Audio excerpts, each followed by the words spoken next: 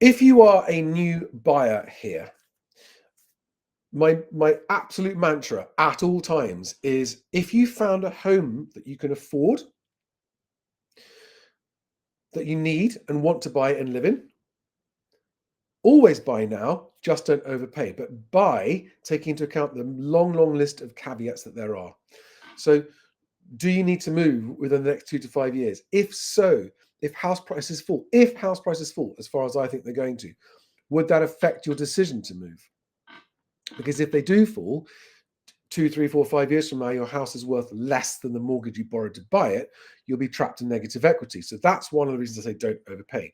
If you're paying for cash and you can afford to take the hit, then your move won't be stopped. So overpaying as a cash buyer is very different from overpaying as a mortgage buyer. The definition of overpaying is unique and different to every individual and their circumstances. It's based on your financial stability, whether or not you've got family backup, whether or not you can afford to keep your mortgage payments up if you lost your job, how secure your job is, how secure your marriage is. Don't forget, a lot of first-time couples buy having just got married, marriage breaks down. It's a horribly high figure. Something like 50% of marriages break down. So, you've got to take into account, no matter how much you love your other half, what if things don't work out? Are we going to be trapped in negative equity? I mean, that's a hideous place to be. Stuck in a home you can't sell with a spouse you no longer want to be with. Just think these things through, right? Because if you overpay in that scenario, you end up in a truly horrible life situation. So always buy now. If it's a home, make sure it's a decent quality home. So make sure if it's a new build home. I mean, new builds are where you're most likely to overpay. And that is why I always say never get into negotiations. Please, please, please, if you are a buyer, go and watch my video about how to formulate your offer, how to negotiate a price reduction if you need to, as in renegotiate your offer price, how not to overpay in the first place, and how to make your offer. And if you follow all the rules of how to make your offer and stick to them, you will not overpay.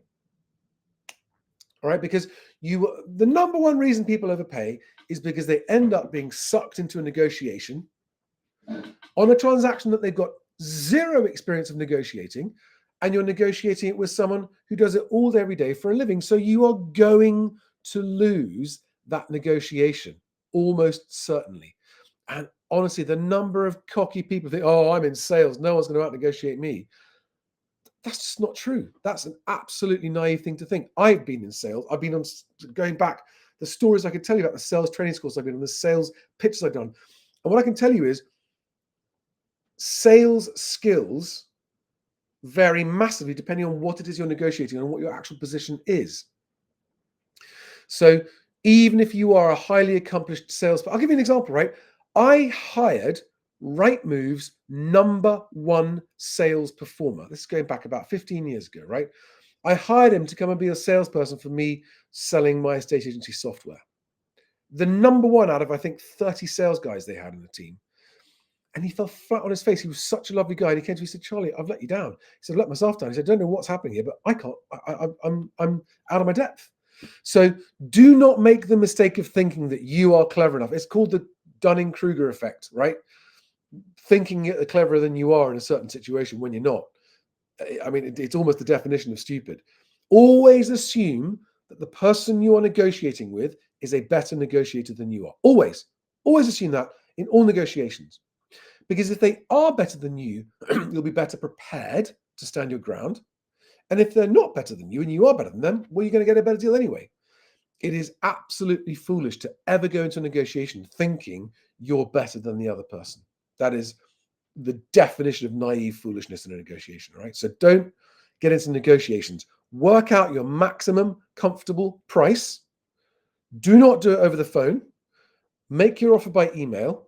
And it's your walk away price. It's that or we walk away. That or we walk away, right? Now, does that mean that you're offering a few thousand quid more than you want to offer to begin with? Yes. Well, hang on, Charlie, we might have got it for a bit less. If you offer less than you're actually prepared to pay, you are increasing the chance of them using your offer to get someone else to pay the amount that the seller wants. Number one.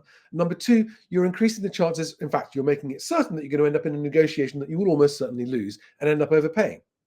So the only way to be certain that you don't overpay is to formulate your price. It doesn't matter what anyone else thinks the house is worth. It doesn't matter, because it only matters what it's worth to you in your circumstances. I'll give you an example of where an identical property is worth different amounts to two different people, right?